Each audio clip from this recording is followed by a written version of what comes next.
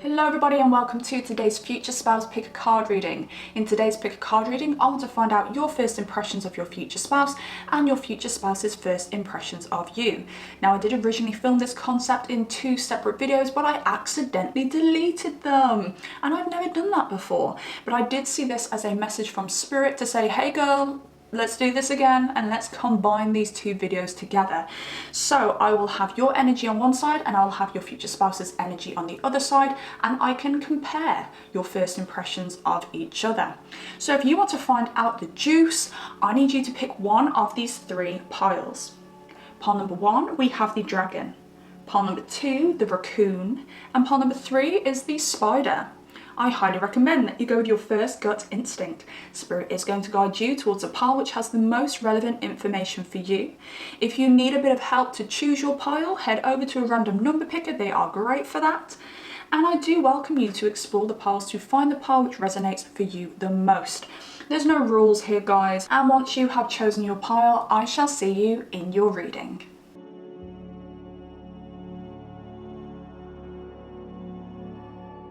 Hello there, pile number one. Welcome to your reading. You chose the dragon, and wow, how intense is the imagery on this card. Now this makes me feel like there's a lot of intimidation when you guys meet. Bear in mind, when I talk about meeting, this could be online or this could be in public, but I already feel with you guys that this could be in public. But we will see as the reading goes on. Now, I feel when you both meet, you have this connectability where you feel like you've known each other before. Now, I don't know whether you guys have known each other in the past. Maybe you went to the same primary school. It could even be something as ridiculous as going to the same nursery. Maybe you were childhood friends. Maybe you used to hang out when you were younger. But if not, this is your souls recognizing each other here. And it's that kind of energy, like I am extremely intimidated because this fire that this person has not ignited in me is so strong that it makes you think, oh my gosh, like I surely couldn't approach them. But no matter what, you guys are going to be magnetized towards each other, towards each other. We are in a Mercury retrograde right now. You may not be watching this while it's a Mercury retrograde, but I'm filming this in a Mercury retrograde, so please bear with me if I do stumble across my words. Please be patient with me. But I really feel with you guys, it's an instant attraction between you both.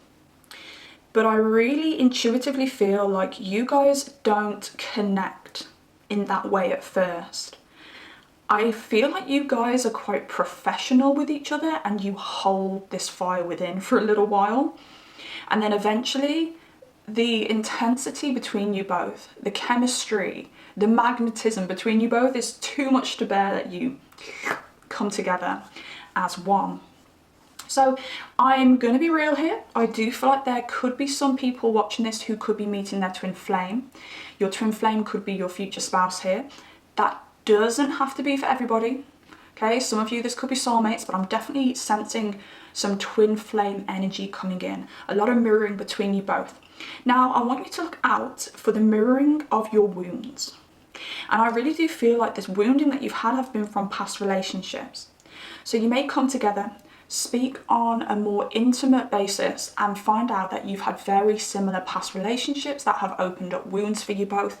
Now this is beautiful because you are going to resonate with each other and find comfort with each other when it comes to healing these wounds, because you've both been through the same thing.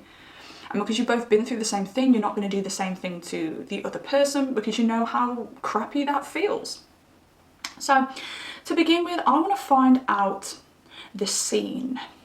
What's the scene on your first meeting? Is this online? Is this at work? Is this at a gym? By the way, I'm hearing gym very strongly already, but I'm going to continue the process and see whether it comes up. So I have your energy on this side here, and I have your future spouse's energy on this side here. So, the scene.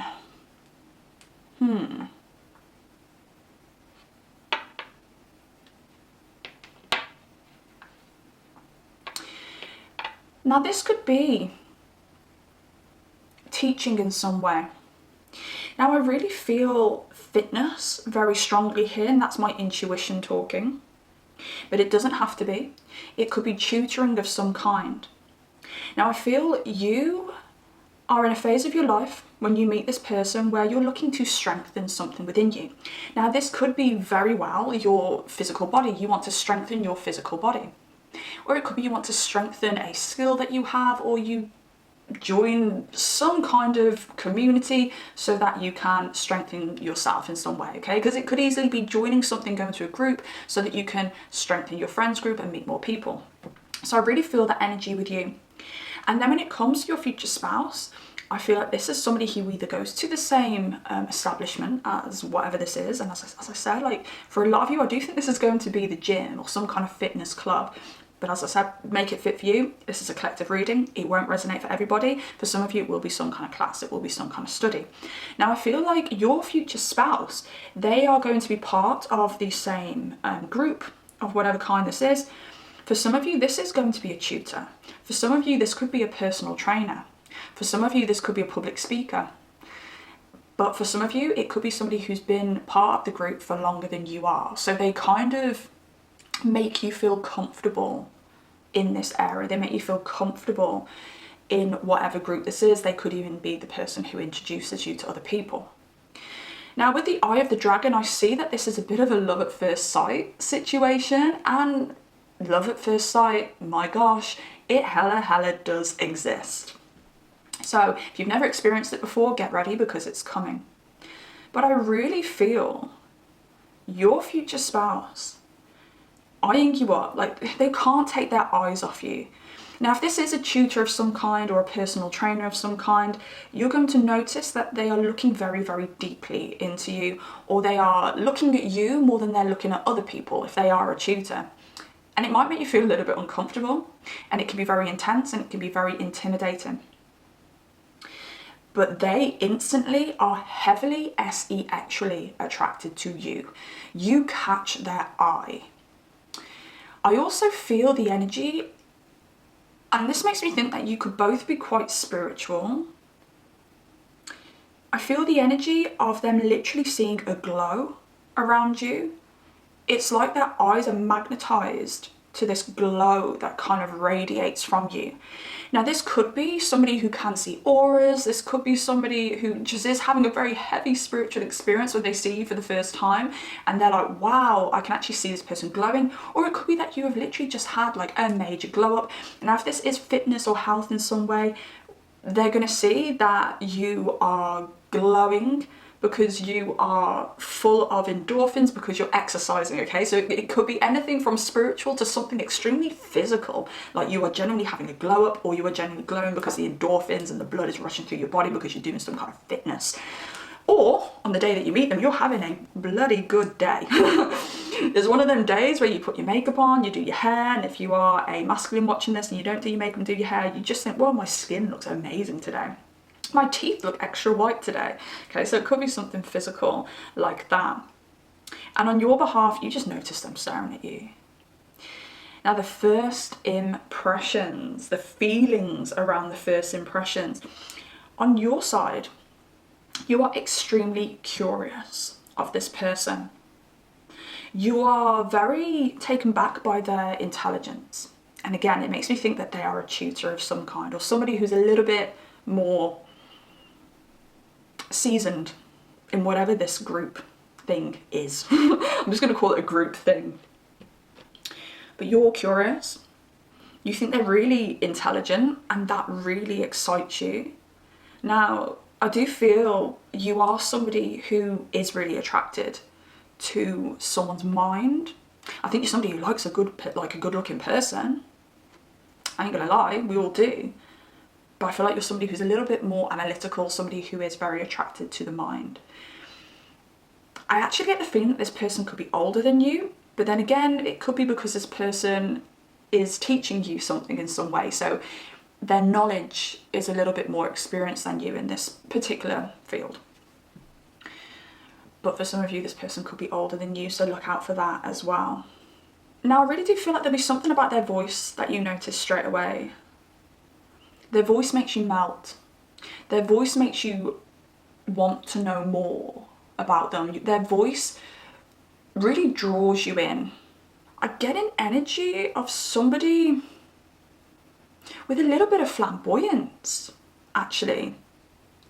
Maybe this is a type of energy that you've never really been attracted to. But I really feel like this matches your energy. And when I say flamboyance, I think this is somebody who is very expressive. I think they're very expressive physically, so they might be very expressive with their hands. I sense them speaking and the tone of their voice going up and down. You know, there's some people who are very monotone when they speak, but I feel like this person is very woo, hey, you know, there's like entertainment behind their voice. Does that even make sense? Entertainment behind their voice. I mean, they're very entertaining when they verbalize themselves, but there's just something a little bit extra. There's a little bit of extra animation when it comes to their voice, and this is something that you're really attracted to. Now, this person is eyeing you up quite strongly, and this is making you very anxious. I think it would make anyone quite anxious, but I feel like this has thrown you off your game a little bit. So even though you're very intrigued by them, I also feel a little bit of energy from you that's a bit of pushback. I feel that you feel the energy of attraction very strongly. I think you will also notice their style. I think potentially they dress well. They're as flamboyant with their speech as they are with their style. And again, you're very analytical. So you could potentially be somebody who looks at the way that somebody dresses and you can basically work out their life story. You'll think about things like this. This is somebody who has pride in themselves because they're like, have they got scuffs on their shoes? Do they have dirty shoes? Are they in a situation where they can wear dirty shoes or they can't? Because if this is something like a running club, of course they're wearing dirty shoes, but you know what I'm saying here. Like, you're very analytical. Where does this person shop? How much does this person earn by where I've worked out where they shop? Okay, things like this. So I feel you're doing a lot of that, a lot of analysation.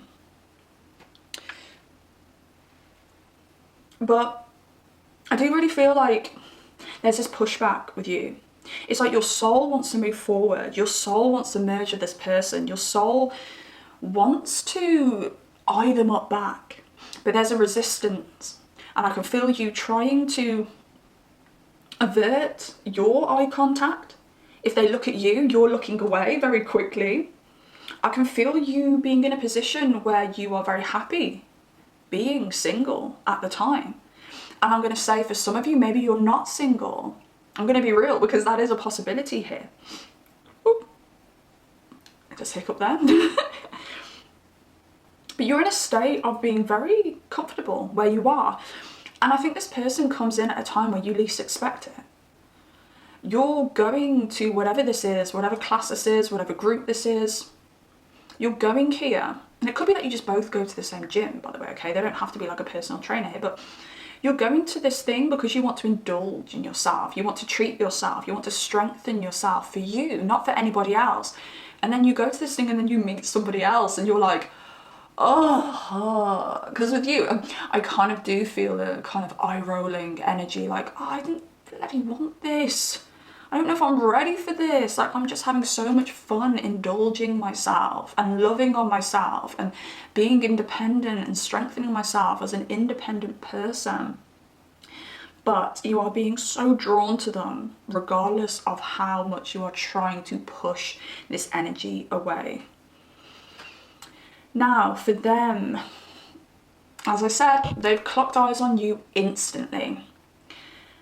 They look at you like your relationship material, like that. It really is love at first sight. Now, for you, it's love at first sight, but it's kind of like attraction at first sight. Yeah, I'm gonna say it like that because for you, it's attraction at first sight. You notice this person. You know this person has a little something that you like, but for them, it's love at first sight. Like, this person is like, wow, that is my person. That person is the person that I'd want to make my wife. They are so romantically drawn to you, as well as actually drawn to you. I did say they look at you and you are exactly what they want. Like, oh yeah, I'd love to get deep in that. I'm gonna be real, that's what they're thinking. But there's a little bit more to that. It's like, not just like, I'd love to hit it and quit it, it's I'd love to devour that. I think they're in a more free place than you are when you meet. So you're attracted, but you have your reservations. They're attracted and they're just allowing the flow. So they're feeling it more intensely than you are because they're allowing that flow. But if you were allowing the flow, you'd feel it just as intensely. Now, you're very mysterious, this person. And I feel that mysteriousness comes in because there's only so much they can find out about you. Because there is some kind of professionalism between you both. Even if this is just two people at the gym. You know, they can't come and touch your bum in the gym. I mean, I don't think that would be appropriate regardless. But they can't kind of tap you on the bum because you're in a place... This is a really bad example, actually. But they can't exactly come over and make you feel uncomfortable in a place that's communal. So they have to be very careful with the way that they approach you. They have to be very careful with the words that they use. Because really this person just wants to say, man, you are hot. I'm really attracted to you and I want to take you out on a date. And they want to do that like instantly as soon as they see you. But they can't, because there is some kind of professionalism here, or you're in some kind of communal space where they have to be very aware of your comfort. Now, because they can't kind of tell you exactly how they feel straight away, they do fantasize about this very instantly, imagining what this connection could be, imagining that, like, projecting their fantasies onto you. Now, I don't see this as a negative thing. I just see this as somebody who has so many blank spaces they need to fill in, so they're filling those spaces in. But I do also think this is a very asexual thing, where they're imagining what you're like in the bedroom. They're imagining like whether you're wild or whether you're submissive or whether you're domineering. But again, there's that projection when it comes to their fantasies, and they're projecting that onto you. Now, this person really thinks at the beginning, at first meeting, that this is a no-go, that there's no growth. Because there's either a situation where they can't step over the boundary because they are a teacher of some kind, or they can't step over the boundary because they need to be respectful that you are in a communal space together. So even though they want growth between you, they want to know more, they are kind of self-doubting themselves, thinking, well, this is never going to work because I'm never going to be able to find out more. I'm never going to be able to tell this person how I actually feel about them. So this is what I said at the beginning. I was picking up on that energy. You're both going to be very attracted, but it's going to be a slow progress until you guys actually are honest with each other and tell each other how you really feel about each other. Because there is something in between, i.e. like some kind of professionalism in between, which means that they can't say the things they want and you're going to be very like backy offish, so it's going to take its time. This person is going to soften you by expressing themselves more intimately, even expressing past relationships. And you thinking, whoa, you've been through something similar. Let me tell you about my situation. And then you go deep, then you go personal. And once you go deep and personal, you can tell each other how you personally feel about each other. I really feel this being like months. But within those months where you can't tell each other how you feel, I genuinely feel that that's going to be so exciting. There's going to be so much asexual tension. It's going to be a phase of your life where you get to tell your friends like, oh my God, like this is crazy. I can't believe it. Like, I don't want to like this person, but I like this person. Like, if it's a gym, I'm just going to say a gym, for instance, you could speak to your friends before the gym and be like, oh my gosh, like I'm having a personal training session with blah, blah, blah. Obviously, i.e. your future spouse. And like, I swear they like me, but like, I can't help it. Every time that they lift a weight and I see those muscles bulging, like I'm like gushing. I'm I can't believe it. And then you can leave the gym and then you've got more to say to your friends, because you'll leave the gym and then voice note your friends or message your friends going, he literally couldn't stop staring at my chest today. And I'm like, he must like me, but I don't know how to broach this. Like, it'll be a really exciting time for you, no matter how long it takes for you guys to tell each other how you feel about each other. And vice versa, you know, your person, your future spouse will have those kind of conversations as well. Not as gossipy, because if this is a masculine that you're dealing with, it's never as gossipy, but it will be the same kind of thing. Like, you know, there's somebody on my mind. They won't say who it is. They won't say where you're from. You know, if this is a personal trainer, for instance, just an example, they won't say, oh, this is my client. They'll just say to their friends, met this girl. Or met this man. Yeah, they seem nice. Really into them, very attractive. Just don't have to tell them that I like them. You know, that kind of way. But they're probably going to speak about it too. They're going to have a lot of excitement, and they're going to have a lot of lonely nights where they are fantasizing about you and you only. Now, I want to get a little bit more physical kind of first impressions that you have about each other, because this is very energetic. So I have the bowls, which have like appearances and other things in there.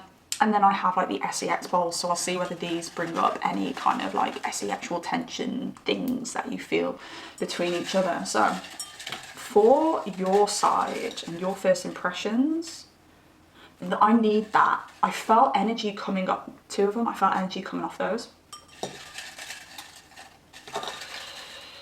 And for your future spouse,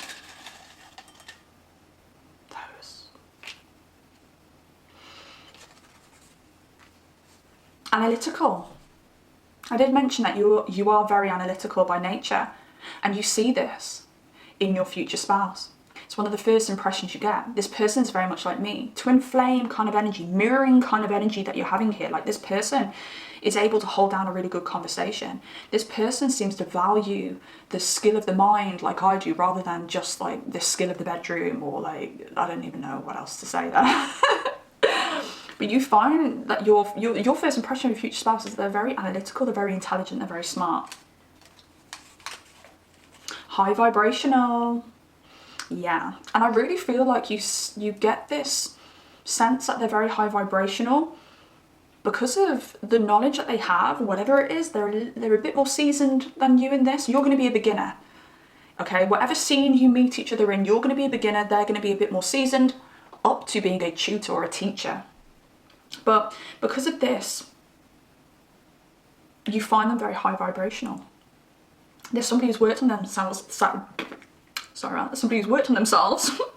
By the way, when I do that noise, it always comes out my mouth. It's me basically just being like, oh, Sarah. Okay. It's just the way I said it. I went, and then I went, oh, sorry about that. Like, I'd done something rude. No, I haven't. Yeah, you think there's somebody who works on themselves. There's somebody who is very knowledgeable. There's somebody who is always wants to evolve. There's somebody who has a very good outlook on life as well. Okay, that's something you're going to notice straight away. But I do really sense that you are gaining information as well from the way that they dress. So they could be wearing very expensive clothes, classy clothes. You know, if this is sportswear, for instance, they've got the best trainers, and you're like, oh, this is somebody who works hard, okay? And I know working hard doesn't always correlate to high vibrational, but I'm really getting that energy from this, okay? This is somebody with energy, fire, passion. And the people that normally have that energy, fire, and passion for themselves and for life do tend to vibe very high. They tend to have this ultimate air of optimism, and optimism is a very high vibration.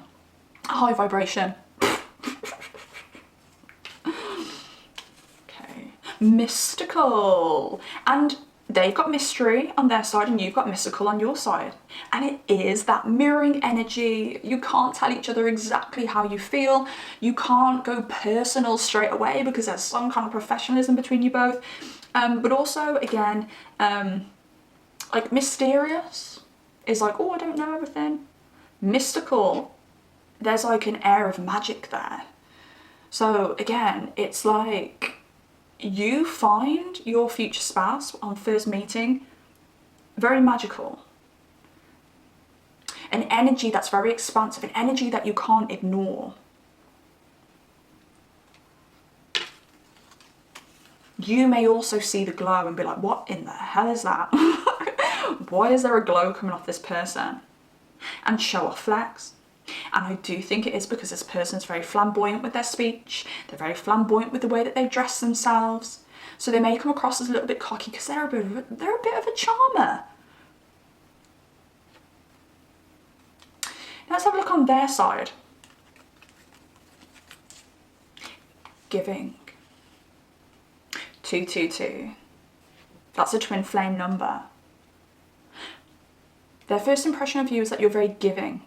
Now I get well-mannered with this. I get polite. I get somebody who... I just get like a very nurturing energy from this actually, from you. You show them kindness. Maybe you offer to buy them a coffee. Maybe they drop something and you pick it up for them. Which would make the whole situation even more awkward because there's this like person that is staring you up and down and it drops something in front of you and you pick it up and give it to them and you're like, oh, I didn't even want to interact in that way because it's just so awkward. You know when you fancy someone and you just want to avoid them? I really get that energy from you in this situation. Like I really fancy this person. I just would really like to avoid them right now. So I don't know whether that's something that you do. Okay, there's some people who fancy people and they're like, I fancy this person, I'm going to be all up in their face. And then there's people like you, potentially like you and very much like me, where if I fancy someone, I'm like, don't even look at me. Don't even look at me. And it's so annoying because it means that if I do fancy somebody in a public space, they're never going to find out. I need to work on that person, but they're never going to find out. But with you, it doesn't matter, okay? Because your future spouse has that charm to approach you eventually, okay? So don't worry about that. Right, tattoos. Now, bear in mind, whenever I pull tattoos, it doesn't mean that you have to have tattoos. Now, if you've got tattoos, they are definitely noticing your tattoos and they really like them. I also sense an element of intrigue. I wonder why that person has that tattoo. Maybe they've got a matching tattoo, or maybe they were thinking about getting a tattoo and you've got the same tattoo. Now, bear in mind, this could be a bird or it could be a butterfly. We've also got roses here as well. Yeah, flowers as well. Okay, so flowers, butterflies and birds here regarding tattoos. It could be like a sleeve with like butterflies and birds and like nature kind of things all incorporated in the sleeve. So yes, your tattoos. Now, for those who don't have tattoos, I do sense this as an energy of you wearing something that's very representative. Now, this could be in your clothing. You could be wearing clothing with some kind of very strong symbolism on there. Again, it could be flowers, it could be butterflies, it could be birds, but with this, I think it could be something else. I think for some of you, it could be words. Okay, I've recently got a couple of t-shirts and I really want to wear them for YouTube, but I don't know whether I can. But you know when I say FC UK, it means, you know, the F word, doesn't it? But I say FC UK because there is a brand that was big in the 90s called FC UK. It works very well. Now, a friend of mine noticed that FC UK is still being sold online and they bought me two t-shirts. One says FC UK and the other one says Feisty as FC UK. I really wanted to wear one today, but I was so scared that YT would think that it said the F word and not FC UK. But it could be that you like to wear stuff with that kind of symbolism on it, which kind of represents who you are. Okay, so they're very intrigued about that. Or you could be someone who dyes your hair, that you could be someone who's very elaborate with the way that you dress as well, and they're just very intrigued around what you choose to wear very physically to represent yourself. This could be piercings as well, by the way, okay? So please do not be deterred if you do not have tattoos. Okay, what else do we have? Lips. Look, it's kind of guaranteed that your future spouse, its first impressions of you are going to be like, those lips are great. Those lips are nice. Because what do people normally think? I mean, I could be giving my mindset away here, but what do people normally think? I'd love to see those lips down there, right? Yeah. Or I'd love to kiss those lips and then see those lips down there. So they're looking at your lips and they're just like, I just want to kiss those lips and I don't even know this person. It's like this person's just like, oh my God. Like so much sexual tension when this person first meets you. They're just kind of instantly like aroused. Makes me think as well here. Look, we've got stop and we've got growth. Now, I did decipher this as somebody who is like, oh, this is a no-go. I don't know how I'm going to get past these boundaries. There's a professionalism between us both. I just need to kind of take this in my stride and just allow it to unfold naturally. But physically, what do you think that means to you? Oh my gosh. Something inside of me, well, inside of me, that's the wrong thing to say. Something inside my pants is growing and I need it to stop. Like, no, I can't do this. No, like, please stop. I need to avert my mind elsewhere because I'm going to get in a lot of trouble. And that might actually happen when they look at your lips. But at the same time, when I pull lips, I do also think that this is about communication. This is somebody who's actually really interested in what you're saying, because it's not just a physical sexual attraction that they have to you. They really want to merge with you. They want to know more about you. So even though those lips are looking juicy and they want to kiss those lips, they're also very intrigued about what words are coming out of those lips. Because every word that comes out of those lips is an indication to them whether they can make a move or not. So bear that in mind. Best dressed. Best dressed. So this is something you have in common. I don't know whether I mentioned that I mentioned that you like to look at the way that people dress, but if you notice the way that people dress, it means that you notice the way that you dress too. Okay, if you like somebody to dress smartly, with pride, you're not going to be a bum expecting someone to dress well. You're going to dress well as well. So you have this in common. A lot of Gemini energy here. So we could be looking at two people with like a Gemini sun, moon, rising, Venus, Jupiter. I probably will roll the dice. I will roll the dice at the end to see if we can get any more signs that come up here. I also want to say, check out whether you're a Chinese year of the dragon and check out whether they're a Chinese year of the dragon as well. But you're both going to notice each other's style, because you both have that same mindset. You're both mirroring each other. You're both like the same people, essentially. A lot of weird synchronicities between you both. But it's those synchronicities that are going to bring you both together. Now, I want to pull a few little bits and bobs from the SEX bowls just to kind of get an idea of how you're both feeling about each other. Yeah, because look, if this is your future spouse, you're not going to be disgusted by them when you meet them, are you? You're going to be like, I feel a little thing here. And when we feel a little thing, our brains are like, even if we don't want to think about doing it with someone that we are very drawn to, it just happens, doesn't it? And we just think, oh God, I wonder what that downstairs looks like. I wonder what it would be like if we did it together, you know. So I think it's that one wants to come out. Okay, cool. So, first impressions, SE-actually, when it comes to your future spouse. I want you, but do you want me? See, this is the million-dollar question between you both. I want you, but do you want me? I can't cross a boundary because this is some kind of professional or communal space that we have met in. That's not very SE-actual, but it makes a lot of sense. I don't actually think I don't think that's supposed to be in that bowl, but have I picked the right bowl? Surely I have. But yeah, you instantly are a bit you're questioning. I want you, but do you want me? Now there's the eye contact for sure. But as I said, this person is really charming. So you may be like, is this person undressing everyone in the room? Or just me? And tongues. I feel like you just want to snog this person. Instantly. You're so impressed by their vocabulary and their presentability that you just think, oh, I just want to snog you. But I actually feel like it's very much like you're very impressed by what's coming out of their mouth, that you're drawn SE-actually to their mouth. There's a very subconscious thing there why you just think, I just want to snog this person. The other way, they caught us. Again, it's that energy of we shouldn't be doing this. There needs to be professionalism between us both. It's like instantly they're thinking, I want to pursue this person. I want to have sex with this person.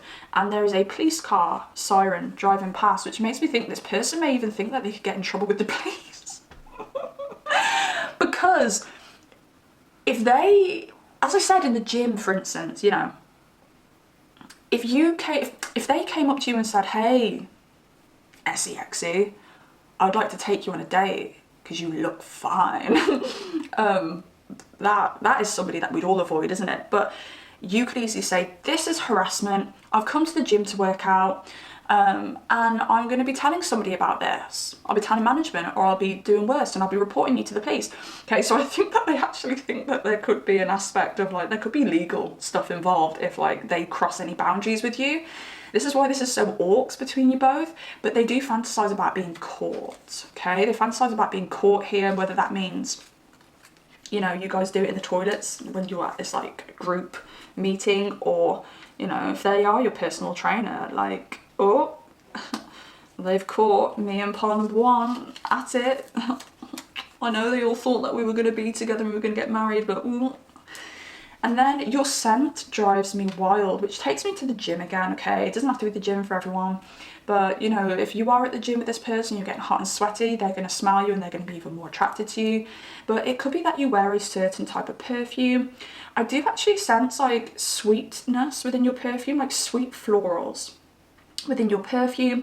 I don't know whether you meet this person in the springtime, because I definitely sense that you're wearing like a springtime scent here. So I don't know whether you're somebody who does change your scent throughout the year. I used to work at the perfume shop, so naturally you really should, you know, you should wear like warmer kind of like spicier, kind of cinnamony, vanilla kind of tones in the winter. In summer it's normally fruity. In the spring it's like a little bit of like sweet floral. Okay, that's just, you know, whatever. So maybe you do change your perfume, or maybe you are somebody who just wears that sweet floral all year round because it smells so good. I don't change my perfume as the seasons go by. I stay to one type of scent, and that is very deep, chocolatey, tobacco-y, vanilla flavours. It's intense. It's really intense. Okay, let's have a look and see what other signs come up for you to look out for. Now, this could be your future spouse's sign, or it could be your sign, so bear that in mind. We have got so much Pisces here on the board. Okay, we've got Neptune in the 12th house. Both of them are Piscean energy, and we have Capricorn. So I'm looking at Gemini, Capricorn, Pisces. Bear in mind, this doesn't have to be the exact signs of your person. We do have many placements. We have the Sun, Moon, rising Venus, Jupiter, Mars, etc, etc, etc. Okay, so it could be that this person has like a stellium or a lot of energy around these signs that you may not know about until you get hold of their birth chart. I always recommend getting hold of your person's birth chart. And if you need somebody to decipher that birth chart for you, I was gonna say, give me a call. You don't know my number, hit my Etsy shop, get a general reading with me, specify what you want, give me the lowdown on this person. I have got their date of birth, their year of birth, their place of birth, and their time of birth. Tell me, I want to know everything. Okay, so that is linked in the description box down below if you do want to book a reading with me.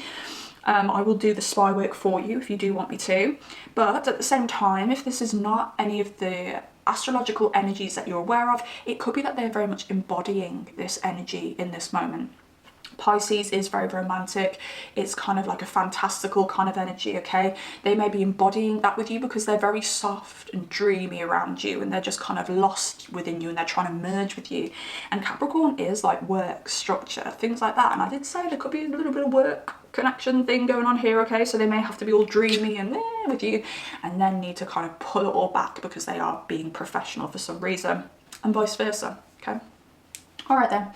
Pile number one, I hope you enjoyed this reading. I really enjoyed it. So thank you for letting me tap into this energy with you today. If you liked this video, I please ask you to drop me a like.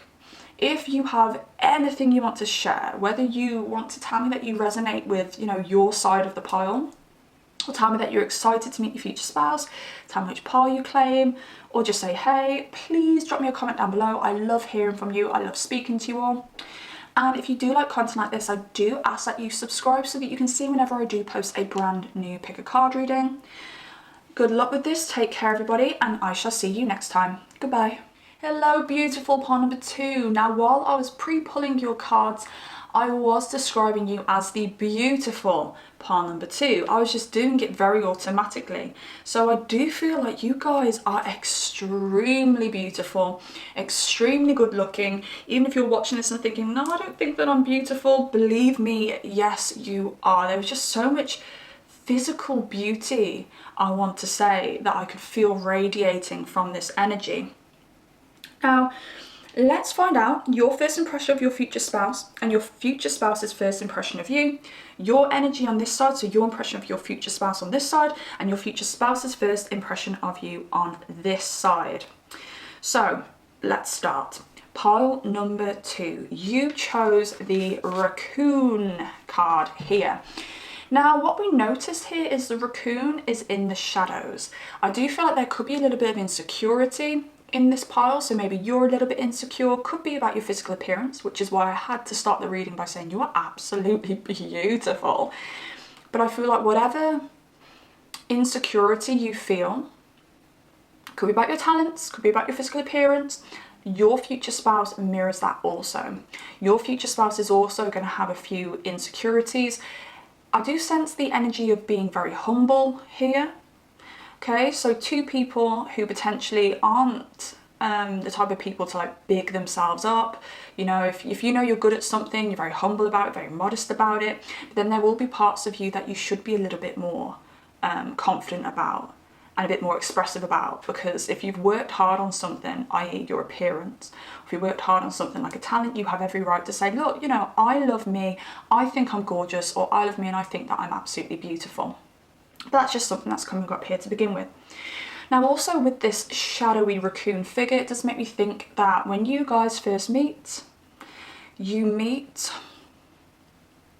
really feel online with this. I really feel intuitively that you guys first meet online. Now, this could be like a dating website, or it literally could be through social media. Now, this won't be for everybody, but I was getting that there's somebody who may showcase on social media and the other person is a bit of a fan. Okay, and you guys kind of get it on from there, but I will go into this shortly with the dice and find out a little bit more about the scene around when you both meet and where you both meet, and whether that be online or whether that be somewhere else. So, I do sense a little bit of ego with this card and a bit of masking. Now, I don't think this is negative. I don't think this is like, oh, there's ego here and people are going to be using their ego, people are going to be defensive. I feel like it's more relating to like a persona. When you first meet, you have a very, I don't think you meet in person. I don't think this is where you gain your first impressions. And the only way that you can, it's like you build an impression of each other because you don't meet in person. You communicate at first. This is done online. So you have to build your own impression from what you've heard from this person, maybe their voice, maybe their words, and vice versa. Okay, I'm going to go into a little bit more information around the scene in which you both meet.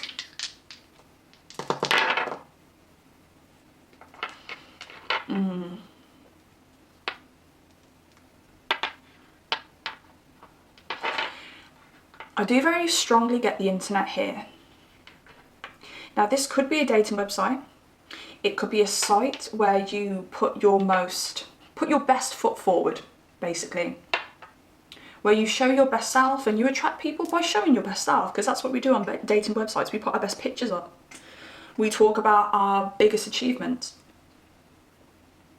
I want to say as well, for some of you, this could be, and I feel like it could be you, having a very, very aesthetic social media profile. You could be an influencer on Instagram, but you don't have to be an influencer to have a poppin' Instagram account. Okay, so you could be somebody who does have a lot of fans on Instagram, does get a lot of DMs on Instagram because of the way that you look, the way that you present yourself so beautifully. And I want to say as well, for some of you, this could be something like a YouTube channel. I got a strong hit with YouTube channel. Again, this is not going to be for everybody, but I think for some of you that may have hit like very boom, deep for some reason. Whether there is somebody lurking already that you've noticed who's like a really big fan of your YouTube channel and they're showing signs of interest, or whether it's something that you said you'd never do. Oh, do you know what? I've got a pain in my heart right now. I don't normally get a pain in my heart, but it's a physical pain. So I don't know whether any of you have had a difficult experience by meeting people online in the past and you said maybe you'll never do it again. Okay, that won't be for everybody, but it may be for some of you. There's something very strong around YouTube there. Oh, that pain hasn't gone away. I hope it does. I do apologise. I did have to just pause the video because I had to relax myself out of this pain I was feeling in my heart. That was intense. It's still there a little bit, but I can actually cope with it. Now, I really want to say when it comes to the scene, you are the person who communicates. Now, if this is a dating website, I want to say that you message them first. We could be talking about something like Tinder here, because I definitely know on Tinder you have to, I may be wrong here, but is it the females that have to swipe? Or is it equal on Tinder? I'm not too sure, but I have a feeling it may be the females that swipe. No, it's equal, isn't it? Because one of you has to swipe and the other one has to swipe for you to be able to message each other. Okay, so I don't know whether you're the person who swipes this person first. I don't know whether you're the person who initiates the conversation, messages them first, if this is something like Instagram, or if it is something like Facebook. But I also want to say, on the flip side of this, it may be that you are the one who's communicating your life on social media, on YouTube. So you could be something like a vlogger, a blogger, maybe on TikTok, you're somebody who does vlog about your life, or somebody who is quite personal about your life, even if your subject matter isn't personal to you. So you could be somebody who does show your home, you show your hometown, you show that you're going out on a Saturday night and things like that, okay? You are the expressive one here. This person can sit in the shadows, and I don't want to creep anyone out here. I don't want you to think, oh my gosh, have I got a stalker? Have I got a creep? Am I going to marry a creep? Not like that. It won't be like that. Like, I think this is somebody that your future spouse is somebody with a lot of pride, somebody who's not willing to be in that creep kind of position, somebody who's also very respectful as well, so that they're not the kind of person to slide into your DMs and go, hey baby, hey baby, seen your pics, I'd love to see what's that thing that everyone says in a meme, what that mouth do, like, it makes me feel so sick. Your future spouse is not that kind of person, but I definitely know that at the moment I'm giving that kind of impression. Please don't get it twisted. But yes, your future spouse can sit in the shadows, watch you, and get to know you without actually getting to know you. So if this is something like a dating website, you may have your socials on your dating website, or your full name maybe on your dating website, and they go and Facebook you, Instagram you, and find out more about you, okay? I do think this is somebody who's very wary. This is somebody who has been hurt in the past, and I do think you both share this, hence the intense heart pain. I don't normally get heart pain. So you may really share this heart pain. You may have had some creepy experiences. They may have had some very painful experiences, is kind of what I'm feeling here. So that is what I feel. That is what I feel like you guys are going to meet online for the first time. First impressions are going to be through the internet. Now, the feelings you both feel for each other. Now, I do actually sense a time difference with you both. This time difference energy could be the fact that you come from different time zones, but that won't be for everybody. But I also feel like the time difference is your first impression of them is different to the first impression they get of you. I definitely feel like they have their first impression of you quite a fair amount, a lot sooner than you have your first impression of them. I'm filming this on the first day of a Mercury retrograde. Please take it easy on me, okay? You may not be watching this while it's a Mercury retrograde, okay? But I'm filming on a Mercury retrograde. Bear in mind as well, this person, your future spouse, is trying to not make a move on you. Okay, they're in a position where they're like, look, this person is gorgeous, this person is stunning, and this person is somebody that I would love to just get close to, but I am going to tame the beast that lives in my chest, in my heart, and also the beast that lives in my pants. So, the feeling that you first feel when you get your first impression of them. And do you know what? I actually want to flip this round, because they get their first impression of you first. So let's do them first. Now, you definitely ignite their down below. Instantly, they're very aroused. You elicit a hormonal release within them. I see a snake here, okay? So bear in mind, your future spouse doesn't have to be a born male. This could be a female. But for those where your future spouse is a born male, I'm so sorry, guys. I feel like they see you and they have to do stuff to themselves. They're not a creep, but I'm saying things that make them sound creepy. I'm so sorry, but it's true. I see it. In the cards, I don't see it physically. I can't see them. Although, don't. If I connect, I can see things. I can see visions. So instantly, they touch themselves over you. So they know, well, wow, this is somebody I'm highly attracted to. Now, I do think that they are in a phase of wanting to just be asexual when they do first lay their eyes on you. So they are trying to block off that heart space. So of course they're going to be very, I want to say masculine in nature, whether they're a female or a masculine. They're going to want to be very masculine in nature and just be like, oh, this person is so hot. I just want to them. But at the same time, their soul can't deny that there is more that they want to find out about you. And this is why they keep coming back for more. This is why they become a follower. This is why they become a subscriber. This is why they sit in your dating website DMs and try and get your WhatsApp number, okay? They want to find out more, but there is a surface level of sex here. Again, you must be very, very hot. You must be smoking, because you're driving this person absolutely wild here. Now, I do think they have received some previous rejection in relationships, and they are very strongly protecting themselves. Projecting themselves wanted to come out. When they first talk to you, do they project their wounds onto you? Do they have a particular view on females, if you are a female, or people, or the gender that they're interested in, and they project that onto you? Or are they just personally doing that? Pawn number 2 is so hot. Of course they're going to reject me. Pawn number 2 is so hot. Of course they're going to do what my ex did to me. I want to say, when they first come at you, and I know this is first impressions, okay, I think they're going to watch for a very long time before they actually do open up communication with you, because they're going to try and hold themselves back. But I think when they do come at you, they're going to be very, what's the best way to say this? Because I'm getting this impression from this card here, space. Bear in mind that this card is black, it's darkness, and the card that you chose is black as well. There's darkness there, there's shadows there.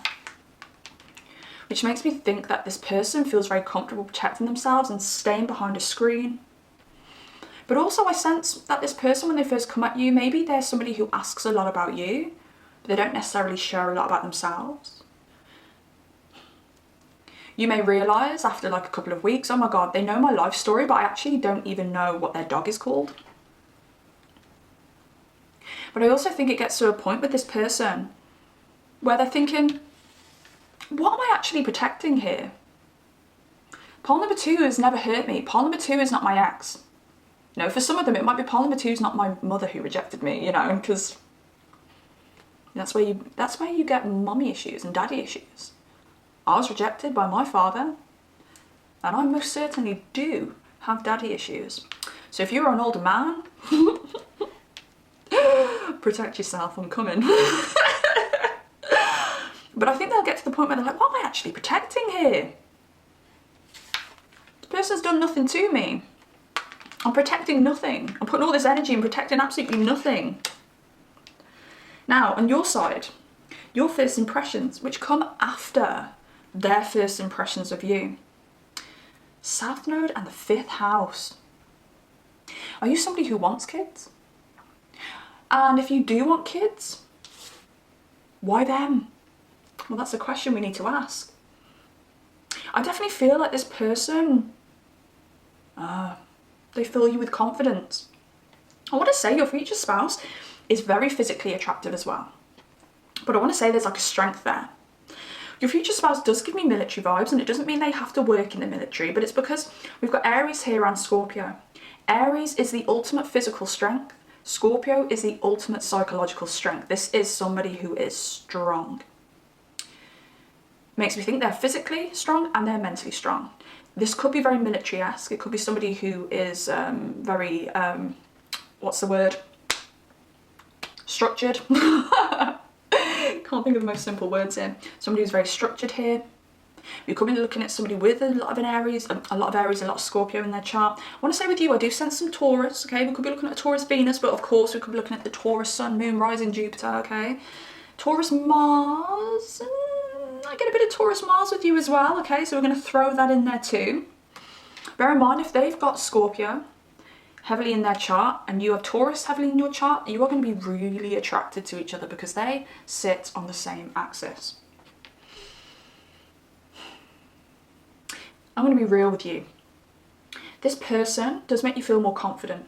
And I think it is because they do end up putting their barriers down, and they do end up coming at you on a bit of like a fan basis. Whether this is social media, YouTube, or even just a dating website, like eventually they do put those boundaries down, communicate with you, and that's when you get your first impression. But this person surrenders to their feelings, and they will be very honest with you and just be like, look, I can't get you off my mind. There's something about the way you look, like you were just doing a thing to me, pile number 2, and it makes you feel so good. I also feel like when this person comes at you, again, they're going to be very protective of themselves, so they may not give a lot away. But what they do give away is less deep information about themselves, but a lot of humour to mask how uncomfortable they may feel. Bear in mind, we've got Aries here, and Aries is a funny sign, so, you know, there could be a lot of laughs between you both. But I do think you're going to sense like a childlike innocence within them, but what you're actually sensing is the fact that they have had a broken heart that they've not fully got over. Do not fret here, pile number 2s. I'm not saying that your future spouse is still into an ex or anything like that. They're just holding a little bit of apprehension around love again. But you do something to them that it breaks down those barriers. Like they're like, I don't know what it is. This person is somebody that I need to communicate with. It's someone that I need to be close to. I just feel so drawn to pile number 2. So regardless of how hurt they feel or whatever pain they're holding on to, there's not many people that would be able to pull those barriers down, and you do, because there is just something about you. Now, I don't know whether this person, your future spouse, will express that they have a bit of creativity as well. Maybe they'll express that they went to drama school. Maybe they'll express that they actually play an instrument, or maybe they'll express that they've always wanted to start a YouTube channel, if they've always wanted to be like an influencer or something like that, but the confidence hasn't been there.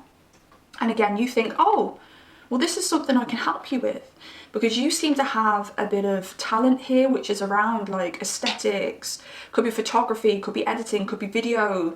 Even if this is not your job, okay, you could be somebody who is very good with a camera, and you're like, oh, I can help you out with that if you need some help with it, okay? Because you feel a little bit like a tutor here, I want to say. So you're like, oh, it excites you that you can help them out with something. Okay, so they actually may ask for help here, so look out for that as well. But with the South Node here, your first impression of them is, oh, this is never going to be serious. And the reason you think that could be distance, could be physical distance. It could be that you are so busy that you're very isolated around that time. And you're like, I don't think I'm going to have the time to have a relationship. I don't think I'm going to have the time to date. And we've also got frustration here, but what really stands out to me here is this, trying to fit a square into a round hole. Maybe you feel like you're too different. And this could be because you're from different countries, or you have to go on a plane to see each other, or you even have to go cross country and get on a train, and you think, I ain't got time for that. But you just don't think instantly that you're right for each other, but I'm telling you why. Don't lose hope. It's not because they show any red flags, it's because they're not giving the game away when you first communicate. They're not telling you about them.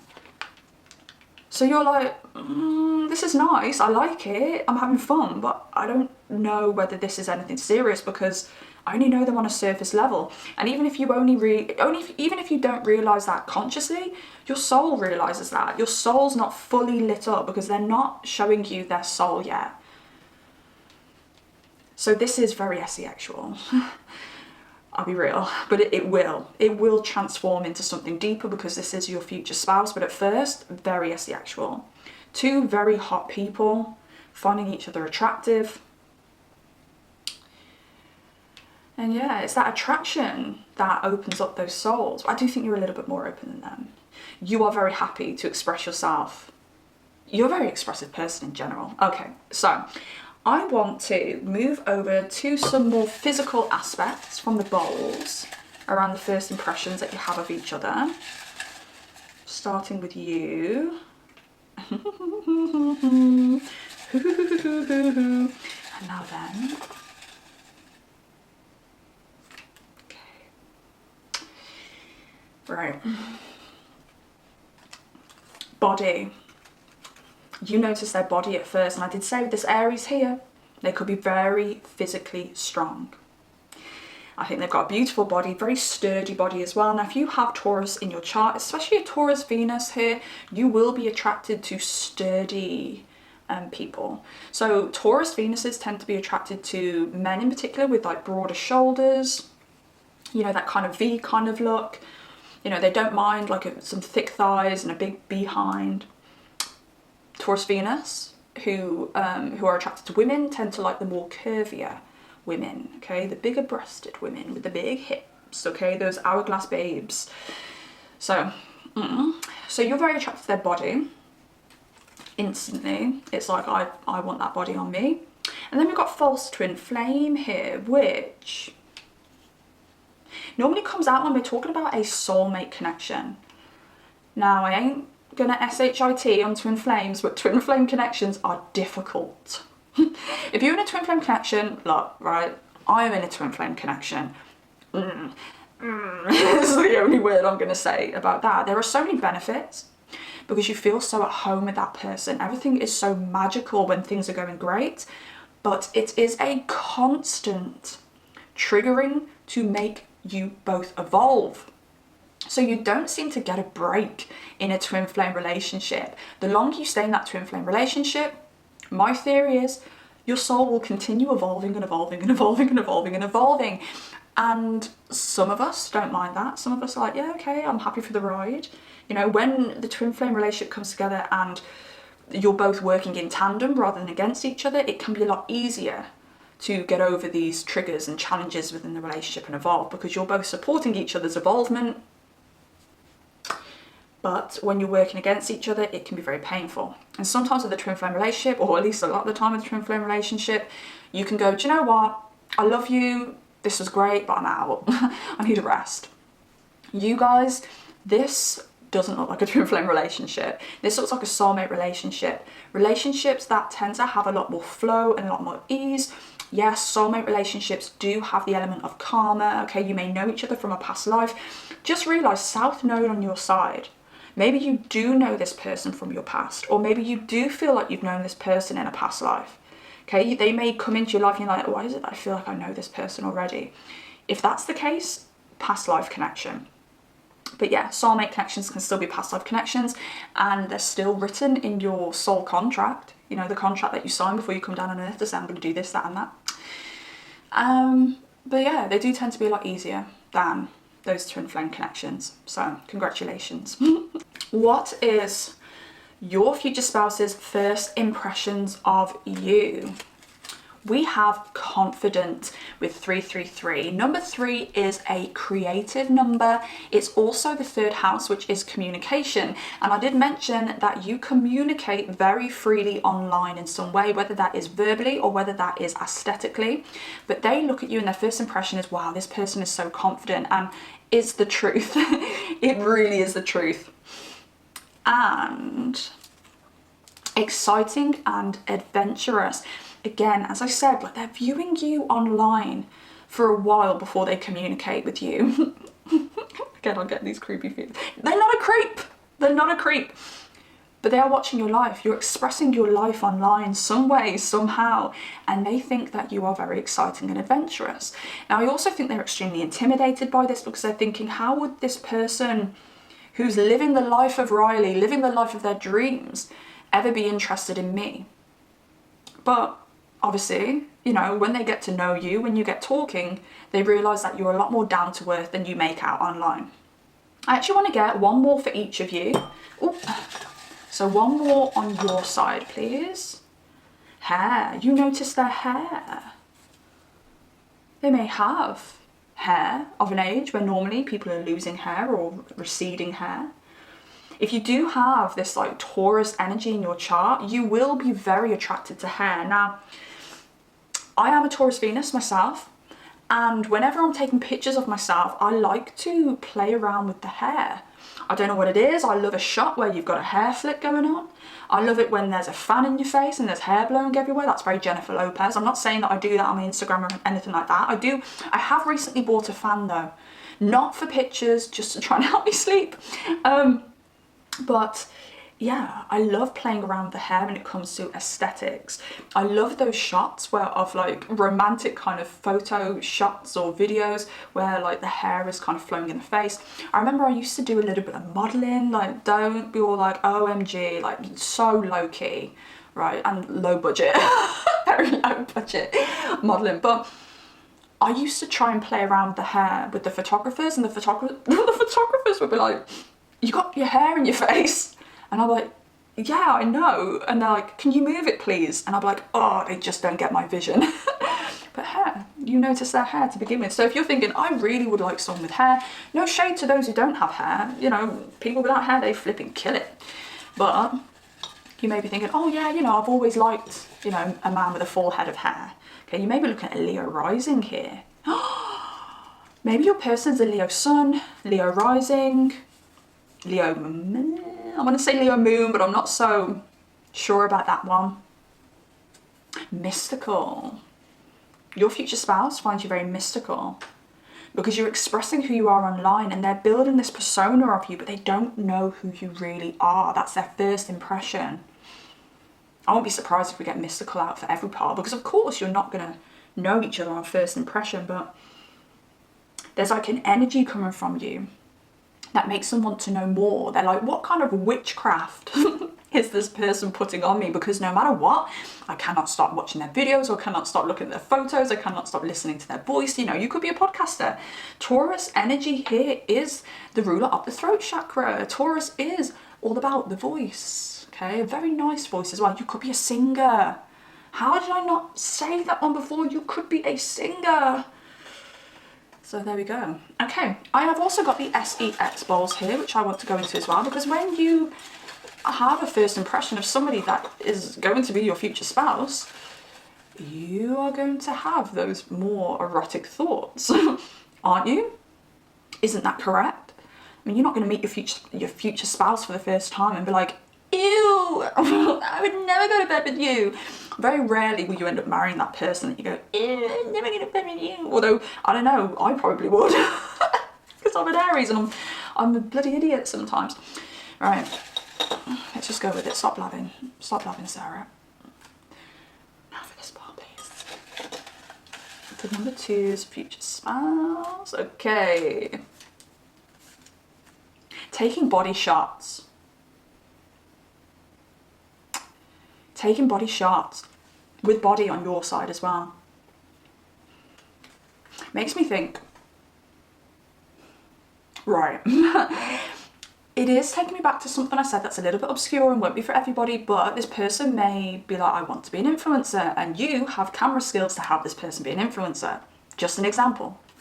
But you are very attracted to their body very instantly, that you might ask them to send you more pictures of their body. You might ask them to send you more pictures. Yeah, that makes sense, doesn't it? You might ask them to send you more pictures of their body. Or you may not express that, but think, I could do more pictures of that beautiful body. Oh, okay. I should call a cab.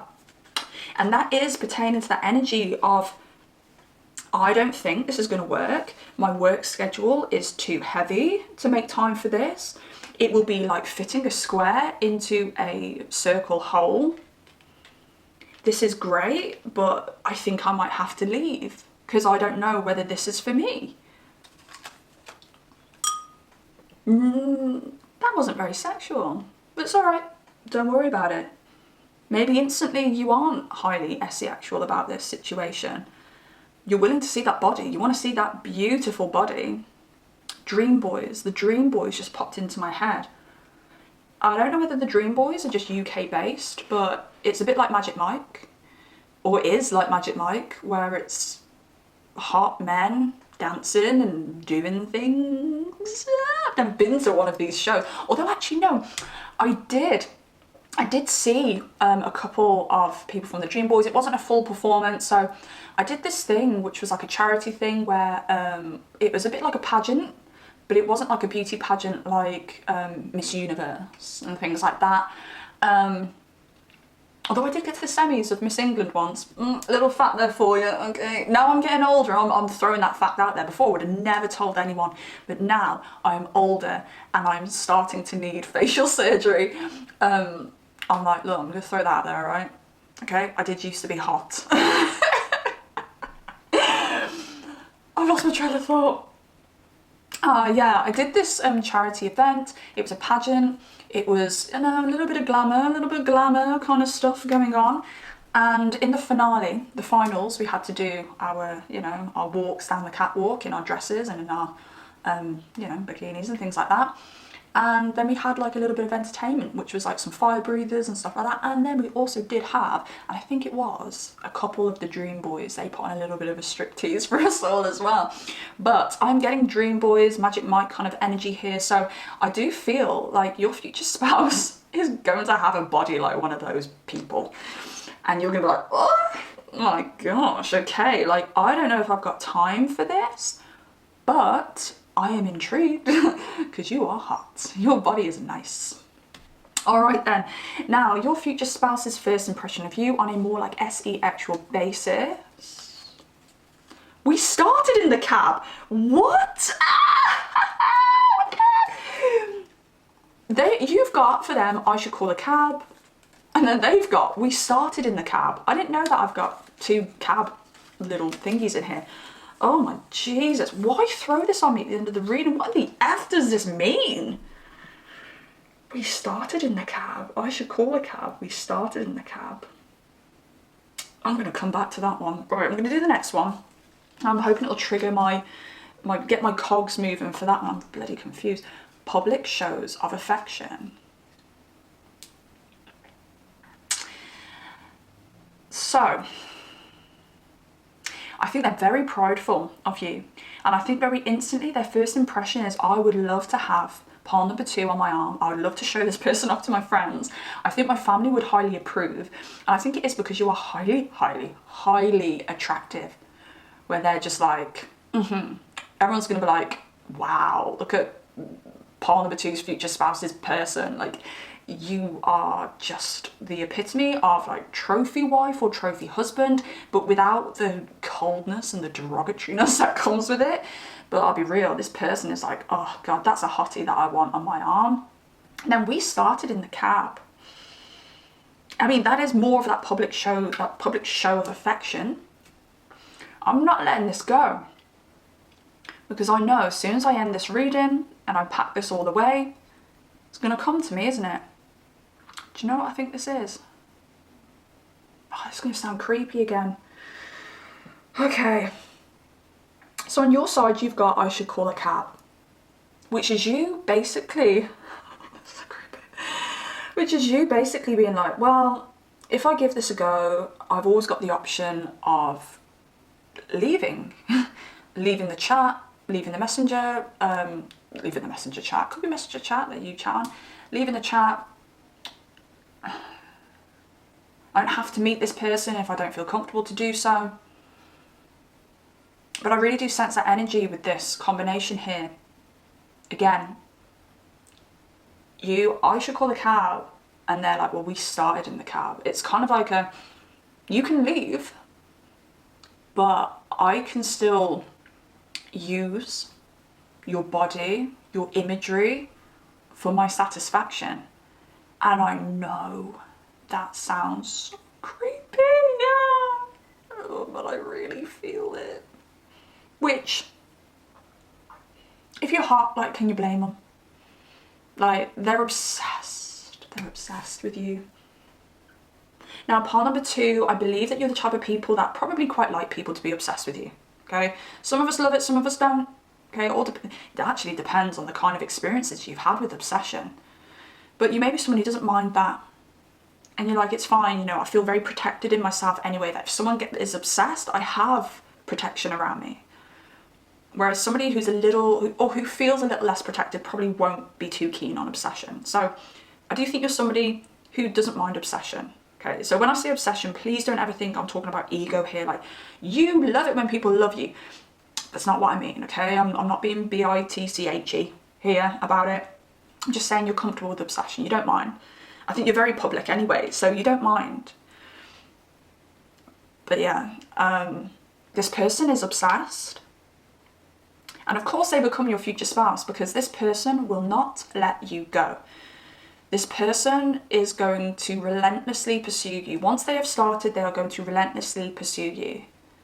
And I do think you're going to reach the point with this person where you realise, wow, okay, I find this person attractive. This person is willing to make the moves towards me. They're willing to put the effort in where I lack. And I do think with you, it's very, very busy. You've got a lot on, you've got a lot of work on. And this person is willing to travel to you. This person is willing to stay with you. This person is willing to see you once a week. If you only have once a week, they're never going to pester you to see you more, because they will do anything to be with you. They'll do anything to be with you to the point where they'll mold around you, because they generally are very obsessed with you. But they do have that energy of, while you leave, I've still got access to all of your stuff, your pictures, or whatever it is that you show publicly. I'm still going to do it to myself over you because I can't help it. Like, it's that kind of thing. I can't help it. Now, I'm going to go through a couple of zodiac signs for you to look out for. Bear in mind, these zodiac signs may also be your zodiac sign. Also, it could just be the energy that you're both residing in. So, as I say, we've got Aries, we've got Scorpio. Feel Taurus with you. I do feel like a bit of Leo rising potentially. Yeah, I feel they're a Leo rising. Again, doesn't have to be accurate. This is a collective reading. Got Leo again, Taurus again, and a little bit of Aquarius. I feel you may have some Aquarius, maybe even a Saturn in Aquarius for you, potentially.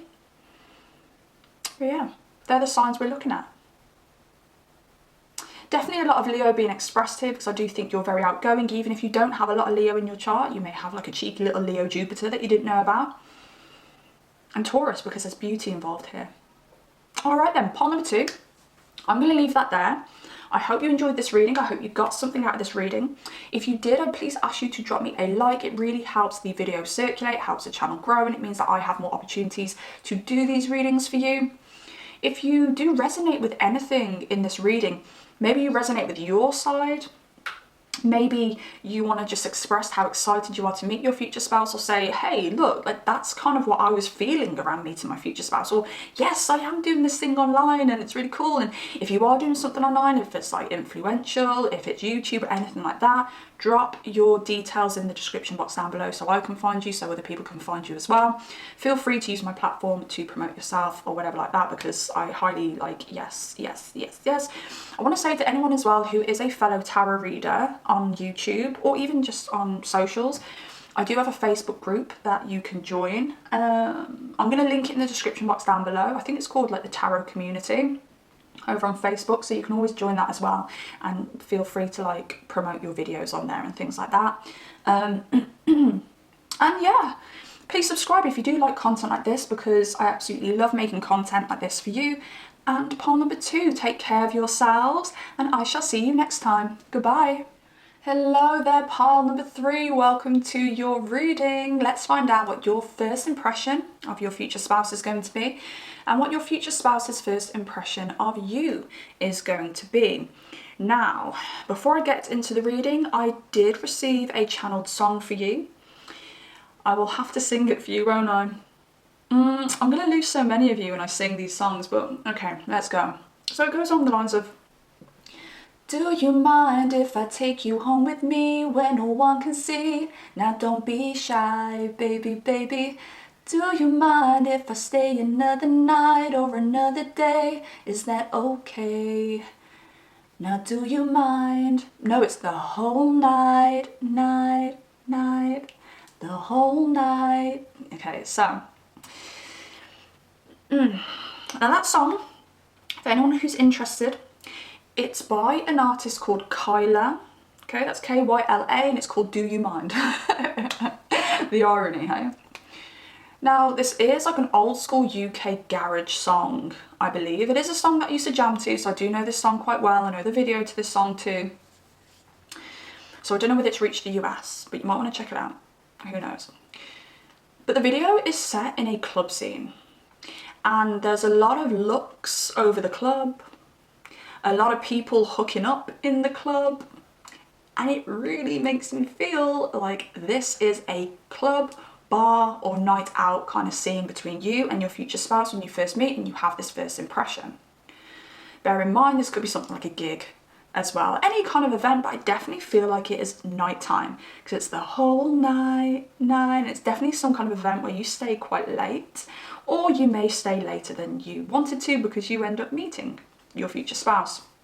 So you chose the spider, and oh my goodness gracious, I was in a friend's car the other day, pulled down the mirror, big fat spider fell on my lap, and pulling this card today gave me PTSD from that moment. So now with this card, I do realise that the background is black, so again we've got more symbolism that you meet them at night, but also the web is multicoloured, and again it's giving me those club vibes, it's giving me those bar vibes where there's like flashing multicoloured lights. So this spider in this context, when it comes to you two and your first meeting, you can look at the spiders in like you caught me in your web. Maybe one of you is going to be very full on and is going to try and eat the other one alive. But I'm very strongly getting the energy from this spider card of the web of life, that everything is interconnected, which makes me feel like divine intervention comes into play when it comes to you guys meeting. Maybe neither of you were going to go out that night. Maybe you were planning to go out on a night out in a different town, but then last minute you had to go somewhere else to maybe your local town or something like that. Maybe the night out was very spontaneous, it was unexpected. But either way, you're probably going to find when you meet your future spouse that either both of you or one of you were not supposed to be out that night. Now, I did have to re-record this reading.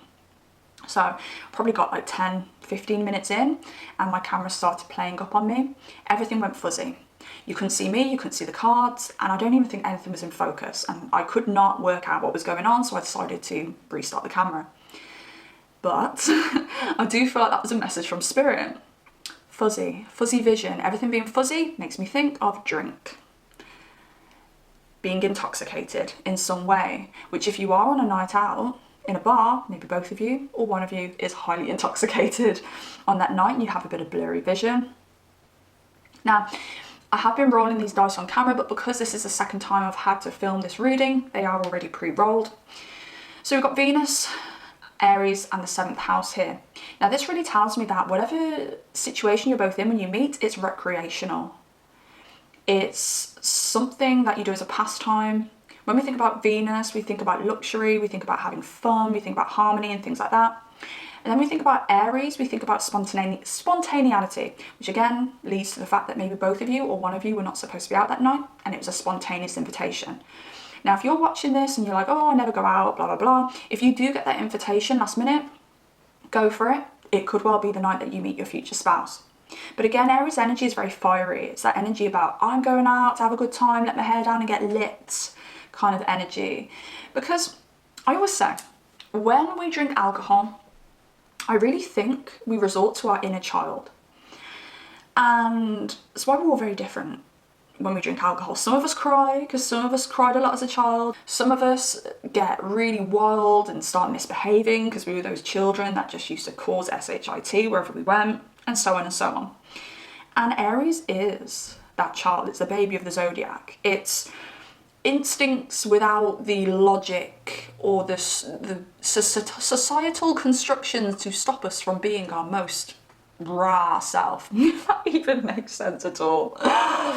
Look, I'm filming this on a Mercury retrograde, first day of a Mercury retrograde. You may not be watching this on a Mercury retrograde, but I'm filming it on a Mercury retrograde. So if everyone could please give me a round of applause. Thank you. But please, if I do stumble across my words or if I use sounds instead of words, bear with me, guys. Please bear with me. And the 7th house here as well, which means that you're both out with people. You're not out together, you're out with people. I see this, you guys being out separately. Now. For some of you, it may be a date. I've already gone against my word. For some of you, this may be a date. But bear in mind that this date is going to be in a club or in a bar where there's loud music, darkness, lights. Okay, so if you're somebody who's very adventurous and you're someone who'll be like, yeah, I'll go on a date, I'll go clubbing, I'll drink with someone on a first date. Yes, it could be a date for you. It could be a date for you, but I don't think that's going to be for everybody. I think you're more than likely out with your own friends, your own group of people, your own tribes. When two tribes go for war, I don't know the words. I don't know why that just came out. When two tribes go for war. Reminds me something about the song that I mentioned. So the song that I mentioned, it's actually remixed by Crazy Cousins. I don't know who they are, producers, whatever they are, Crazy Cousins, right? Now, I don't think that this person, your future spouse, is going to be your cousin, but there could be some kind of involvement with a cousin. You may know each other through cousins. You may know each other through family members, which are cousins, but, you know, other family members, brothers, sisters. Or you may know each other through people that you consider like your cousin, your bro, even though you're not blood related. So this could be something that makes you approach each other in this club or in this bar. So bear that in mind. And then two tribes go to war. Maybe your families have had beef in the past or something like that. Again, not going to be for everybody, but I'm just literally picking up on the message from Spirit because they said when two tribes go to war, money's all that you can score. Go to war. Money's all that. Oh, guys, whatever. Okay, we're going to move on. That may mean something to somebody. Maybe there's been beef about money. Maybe, I don't know, between two families. Maybe their cousin owes you money. And you have to go up to them in the club and be like, your cousin owes me money. That won't be for everybody. But I'm going to be real with you. It does look like you approach them first. It really does. Okay. So, on your future spouse's side, it definitely looks like they are not in their best mood on the night that you first meet. I think they've been nagged some way, somehow by someone, and I definitely think it's got something to do with their phone. Maybe their phone's blowing up, maybe it's an ex, maybe it's a baby mama, baby dada, parents, family member, friend that they've had a falling out with, and they're just like in a bit of a mood and in a bit of a grump, like they're a bit overwhelmed. And I definitely feel like they've been dragged out by their friends. Friends are like, come on, forget about this, have a few drinks. And even though they're out trying to have a good time, like they've still got this like bit of a grumpy filter on them. So I think you may notice this about them. I think that your future spouse is going to be a lot more sober than their friends. I think your future spouse could actually be a lot more sober than you on this night as well. Now on your side, we've got pomegranates here in the background of this card. And pomegranates represent fertility, which to part and parcel of fertility is sex. So I really do think that this is a night where you really sexualize yourself. Like, you go for that dress that's like a little bit short and a little bit daring. You may wear like a low cut top. You may decide to show boobs and legs when really there's a rule to only show one, but screw the rules. That's the energy you're in. Actually, that makes me think you may have actually had a few drinks before you go out as well, because like, screw the rules. The way I just said that does sound like I'm a little bit intoxicated. Again, I really do think this is a nighttime because there is a lot of moon symbolism in this card. But also I want to point out the laptop here, where usually I'm like, oh, is this online? Is this an online meeting? But I really did not feel that here. It makes me think that maybe on this night you are going to an event that you've had to buy tickets for. Now, this event could be the event that you meet your future spouse in.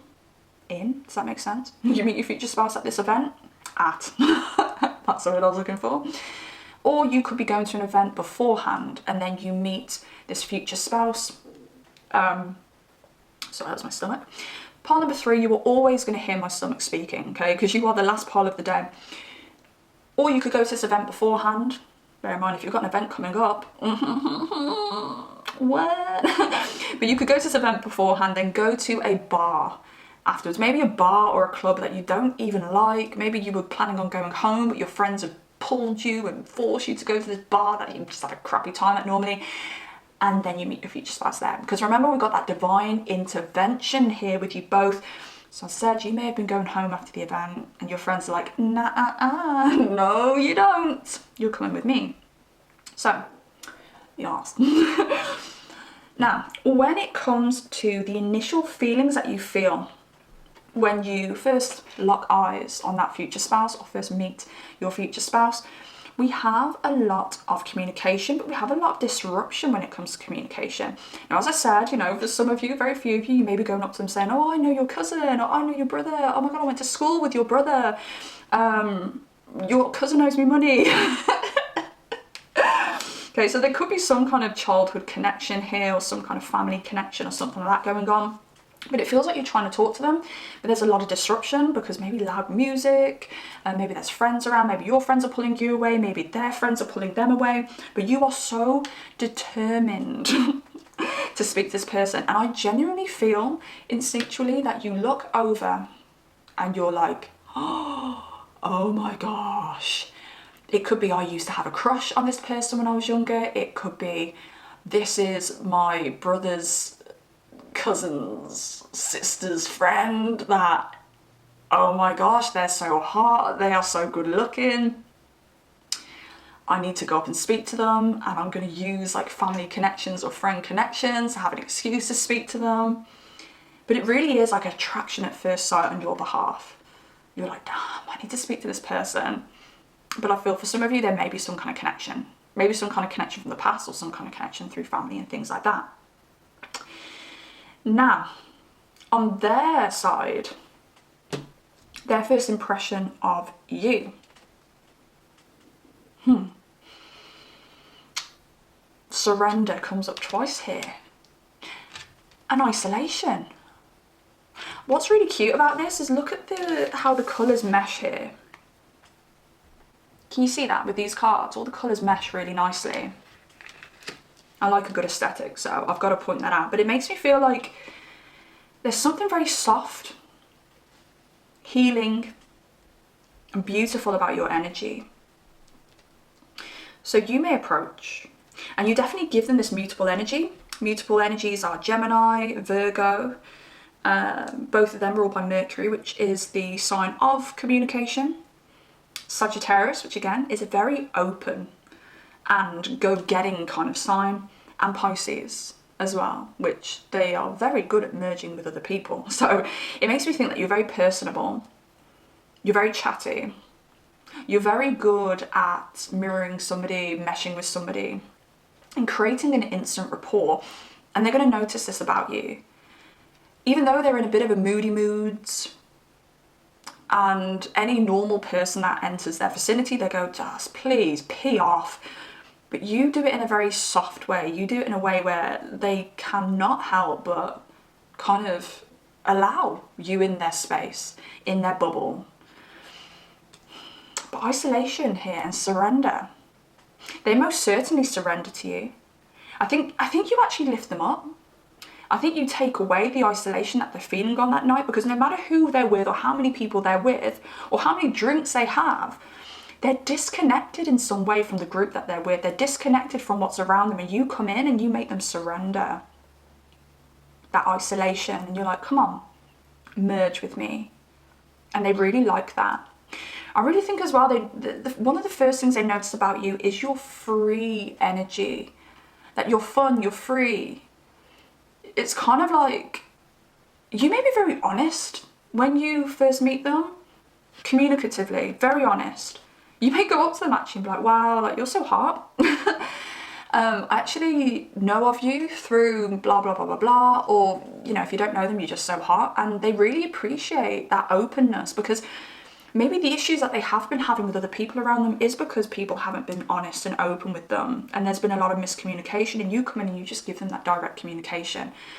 I really see like stars in their eyes kind of energy when they're with you, but not necessarily stars, but kind of like clouds and butterflies, and oh, I can actually breathe for the first time tonight. So I want to find a little bit of extra information here by pulling from the bowls. So this may be more physical things that you realise about them on your first meeting and they realise about you, rather than this like energy that I'm picking up on here.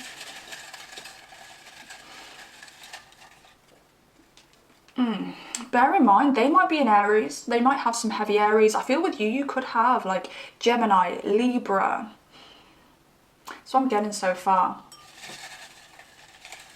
Okay, let's pull some for your future spouse.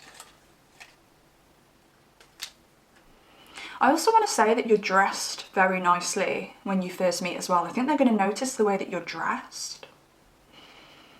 Again, like all the colours match really nicely, and even though like you're showing a lot of skin, by the way, I think the skin is what's going to make them surrender as well. I think them being able to see parts of you exposed, they're going to be like, I'm not really in a great mood, but I'm going to stay here and look kind of thing. So I see that as well. Okay. Soulmate. So your first impression of your future spouse is that you're soulmates.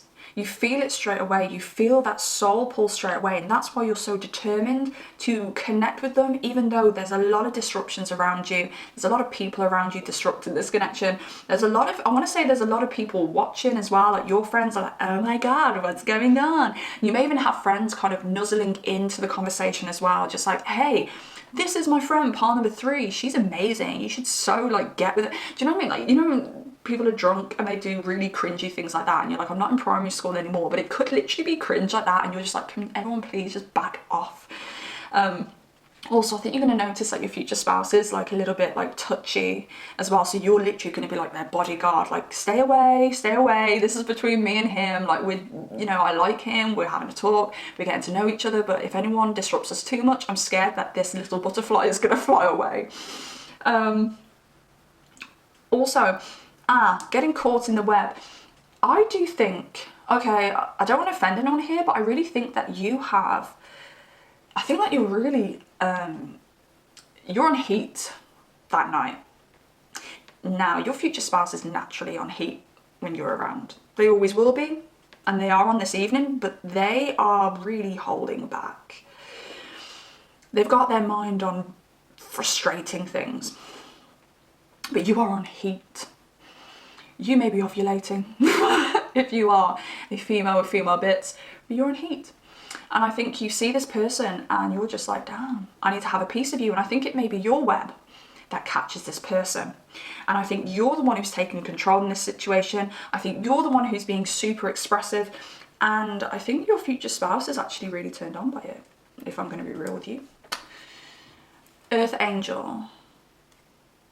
So you sense a sensitivity in your future spouse when you first meet them.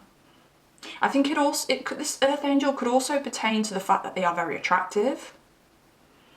it could be like, it actually takes me back to someone I met on a night out, but I'll tell you this in a minute. But it could be that they're so attractive that it's kind of like the kind of attraction where you just go, oh wow, is this person even human? Like I sense them having very soft skin, very angelic features, like the big eyes, the soft features, like the plump lips, but not so plump that it looks like they have filler and things like that. It reminds me of one night in Liverpool, and we were in booths. We were brought into a booth with a bunch of I think they were in the RAF or something like that. And then in the booth next to us, we had someone that I called the London Gangster. And he called me over to his booth. He was buying me drinks, blah, blah, blah, all the kind of stuff that you do to try and get with somebody. But I wasn't interested in the London Gangster because, quite honestly, he was really intimidating. He was quite scary. But he had a bodyguard with him. And, oh my God, he was the most beautiful person I'd ever seen in my life. I couldn't believe he was real.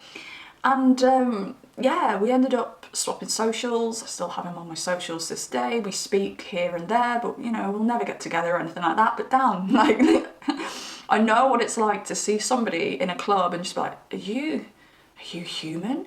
And you've got some people who are like, whoa, are you alien from a different planet? But they always look really unique. Then you've got like, are you an angel from heaven? Because they look really dreamy and romantic. And that's the physical appearance of your future spouse. And high vibrational, that's really weird because your future spouse is in a bit of a mood. But again, you feel something.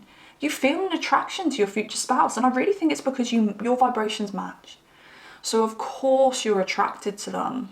Okay, on their side, their first impressions of you, analytical. And I do think it's because you've got a way with people.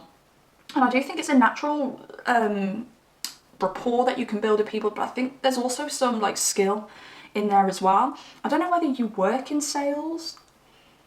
I don't know whether you use your voice as a career, but it's like you have a very skilled vocabulary. You're very good with connecting with people, and they notice this in you. Mystical. Now, I really do think this is because you come over and you're very confident. You're very verbal with them.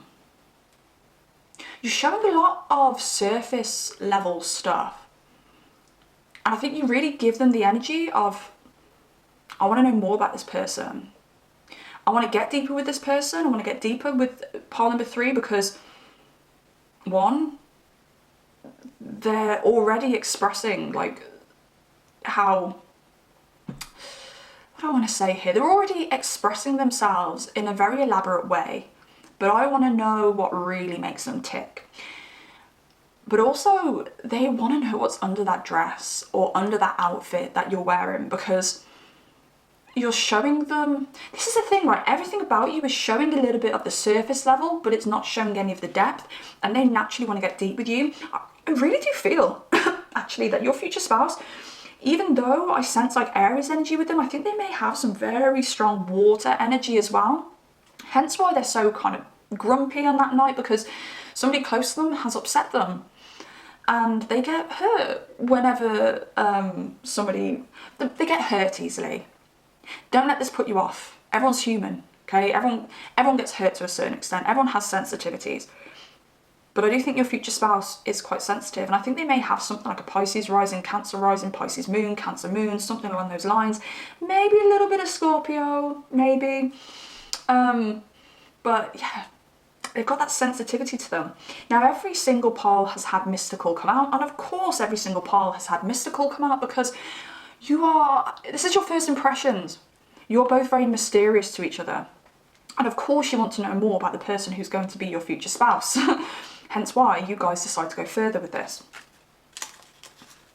Authoritative, hell yeah. Like, you come over, you make the first move, you lead the conversation, you express the confidence, and this person is like, damn, like this person, pile number 3, they think you've got so much power, and you have got so much power. You're a very powerful person, but they feel the power in you. Boobs and chest. What did I say? What did I say? They're looking at a little bit of something that you are showing off that night. They're not in the mood to speak to anybody. You captivate them because you're so good at building rapport. But at the same time, they're just looking at your body and they're just like, I need to stay here for a little bit longer because I really like what I see. Okay, now let's gain a little bit of SE actual information from the bowls, because this is going to be your future. We know that you are XXX XXXually attracted to your future spouse. And of course your future spouse, it's vice versa, isn't it? You're not going to have SE actual thoughts when you meet your future spouse for the first time, because they're not somebody that you're going to be like, ew, get away from me, ew, I don't want to even think about what you look like underneath your trousers. Like, no, you're going to have those thoughts. They're going to creep into your mind. So let's see what SE actual thoughts creep into both of your minds when you first see each other, meet each other, have that first impression of each other. All right, let's have a little look for you, your first impression of your future spouse first. Oh God, I'm not taking those. Pop them back. And then let's pick for your future spouse and their first impression of you. There we go. Perfect. Tongues. Your first impression, the tongue. Now, I was getting a very, not suave, that's not the word I'm looking for, very cool kind of energy from your future spouse. Now, I do think your future spouse is somebody who likes to lick their lips a lot. We could be looking at Scorpio energy here, actually, because I'm sensing now that they're very SE-actual. They look very SE-actual physically. They probably have very intense eyes, which is why you can tell that they're in a mood. But I'm doing it now, you can't see me, but it's like they lick their lips and talk to you, and it drives you a bit wild. And I definitely think you have or what they can do with that tongue on your mind. So you know when there's those bloody memes, I've said this in another reading today, but it's a great example, but those memes like, what that mouth do? I think you've got on your mind like, what that tongue do? But I think as well, you know that they're attracted, you know that they're up for it because of that tongue action that they're doing. And I think it's very subconscious on that evening. Again, for some of you, you are going to do it on the first night. I'll be real. And it's because you're so open and you're so adventurous as well. I think you think, F it. And on their behalf, they're giving you those SE-actual signals. So you know that you're not barking up the wrong tree. On the beach? What? I don't know whether you live by water. I don't know whether you're on holiday when this happens.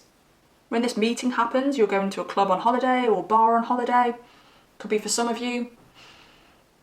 It could be that you live in a hotter climate, so you could be living somewhere where it's hotter. I also want to say it's very hot where you are, very hot and very sweaty in this bar or in this club. On the beach. Maybe you've always wanted to do it on the beach and you think this person's a perfect person to do it with on the beach. Because this is, on the beach is your first impression here. I think you may be in a mindset when you first meet your future spouse of playing out your fantasies with them. Really wanting to get them home. Because what's that song? Do you mind if I take you home with me where no one can see? Now don't be shy. Because you see, that is such a confident song. She's like, don't be shy. The guy's the shy one. She's the one who's literally like, look, I'm telling you exactly what I want. And it could be that you have certain fantasies that you have, certain things you want to do. You know, maybe you want to do it on a beach, maybe you want to do it in the toilets, maybe you want to do it in a cab. And you see your future spouse as the person to do it with. You're like, right, you turn me on so much, I'm going to do all those craziest things with you. and I want to do them now. Makes me think you might have a lot of Aries energy in your chart as well, actually. I don't know why I didn't think of Aries for you. Aries Venus very strongly for you, but you could have some Aries in your chart, Aries Sun, Moon, Rising, something along those lines, because it is that energy of I want you, I'm going to come up to you, I'm going to talk to you. But yeah, and then shower of roses. You know, you are full of confidence, and I absolutely love this. You're full of confidence, you don't mind to be the one to approach. I think you could be somebody who is very in control of your life, somebody who does have your SHIT in check, somebody who is very determined about your goals in life, but at the same time, you know, you're not afraid to romance someone. I think there could be some same-sex relationships here, okay? Doesn't mean that if you chose a different partner isn't there for you, but I'm feeling it very strongly here as well. But yeah, shower of roses. You want to shower them with roses. You want to, I get it, shower of roses, roses. The occult symbolism of rose is secrets. It's to keep something a secret. Now you want to do all these crazy things with your future spouse, but you want there to be a level of secrecy. The song again, do you mind if I take you home with me where no one can see? A lot of you are going to have mutual friends. A lot of you are going to have family members, mutual family members, that's not right, is it? But you know what I mean? There's going to be people that you both know that you don't really want to know that you guys have done these crazy things with each other. Do you know what I mean? That's really interesting there. Now, if this is not mutual friends or mutual family members, again, when I say that, I don't mean that you're related in any way. This could be that one of you is still in a relationship. Now, this doesn't have to be for everybody. Please do not get disheartened. But one of you could be in a relationship. One of you could be seeing somebody, you know, as little as dating somebody. You've had a few dates with somebody and it was getting serious. But for some reason, you want to keep this secret, and you in particular want to keep this secret. Why is it? Tell me your secrets down below in the comments. Now, their first SE-actual impressions of you. You make me work for it, and I like that. Okay, so you make me work for it, and I like that. Maybe you're very good with the element of tease. You're very open, you're very confident. But it's like, hey, look, I can lick my lips too. I can lick my lips. I can push my boobs together. If you're masculine, make this work for you, okay? I'm a female, so I only know how to seduce in a feminine way. If I was seducing in a masculine way, I'd probably be really creepy and really weird. Because whenever I do like an impression of the masculine, it's just the creepiest thing ever. But you know, I can lick my lips too. I can push my boobs together and lean forward. Like, I can give you those bedroom eyes, even though I'm not planning on taking you to the bedroom. Even though for some of you, you are, all right? For some of you, you are. But that's what you do. You've got the art of seduction on lock. You tease the F out of this person. I actually see you kind of like putting your hands on them and stroking them a little bit, and then giving them like kind of like the bedroom eyes at the same time with like a little cheeky smirk, things like that. And they're just like, oh my God, this person is taking my breath away. They're literally just like, oh my God, you get them panting so hard because they're having such a strong hormonal release around you that they're just like, oh, like I'm so turned on right now, I cannot breathe. I think you rile them up to the point of like real kind of like aggression kind of thing. Like, this person really wants to give it to you after they've spent an evening with you in a bar or a club or an event or something along those lines. Hurts so good. They just think that you are a freak. In a good way, not like a freak in a bad way, like freak in the sheets. They're just like, damn, like I could have so much fun with part number 3. Like, this person is just, But at the same time, it very much pertains to what I've literally just said. You tease them to the point where they are probably, if they are a male with male bits, or even a female, because we get it too, you could be pushing them to the point of like throb and pain down there, where they're just like, ouch, like I want this so bad. And on top, and that says it all, literally says it all, because You are the initiator. You are the confident one. You are the one who is controlling all of this. You're the one who says, we can do this, like bedroom wise. You're the one who says, look, I'm going to control this by teasing you. And then I'm going to tell you when you can get access to me. Whether you get access to me tonight or whether you get access to me another night, blah, blah, blah, who knows? But you are the one who is in control here. You are the authority. You're the one who's on top. And again, like, I think it's just very different for your future spouse.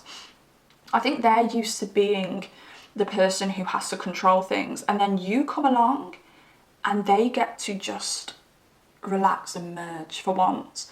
And I think underneath the hormonal excitement you induce in them, they actually really appreciate it. To be honest, like on a soul level, they're like, oh, this feels softer, this feels calmer, this feels better. Like I don't have to push things as much. It really turns them on that you like to take the lead, that you have a strength that potentially their past partners have never had or never exuded. Okay. Now, I am going to roll the dice to see if we can get any more zodiac signs for you to look out for. Bear in mind, this could be your zodiac sign, it could be their zodiac sign. If it's neither of your zodiac signs, it could be kind of the energy between you both, okay? The energy that you're both exuding or one of you is exuding. Got Taurus. I definitely feel Taurus could be on your future spouse's side. Double Taurus here. And Pisces again. Got Neptune, which rules Pisces. So I've got Aries, Gemini, Pisces, Taurus, Scorpio, Cancer, potentially as well. I know that's a lot of signs, but now, Neptune really does represent being intoxicated. When we think about Pisces energy, we do think about intoxication. So I do think there is intoxication involved. And yeah, Taurus. Right, look out for those signs. Just coming in really quickly because I did say my goodbyes, but I did get a very strong message as I switched the camera off that 333 is going to be extremely significant for you guys. Look out for 333. It may be an indication that this event is coming up. It may be an indication that your future spouse is going to enter your life soon. So I just need to drop that in there. Back to the outro. Now, pile number 3. I'm going to leave that there. I really hope you enjoyed this reading. I hope you got something out of it. If you do resonate with your side of the reading, then please let me know down below. I'd love to hear from you. Or just tell me that you're excited to meet your future spouse. Let me know whether this is like, because some of you may have even imagined how you'll meet your future spouse. Let me know if this resonates with you. Also, if you want to just say which pile you've claimed, or just say, hey, please do so. I absolutely love hearing from you. I don't know whether I've just said this. Please like the video if you did like the video. Also, subscribe if you do like content like this, because it is the way that you will be notified when I do post a brand new pick a card reading. Take care of yourselves, pile number 3. This is very exciting. And yeah, I shall see you next time. Goodbye.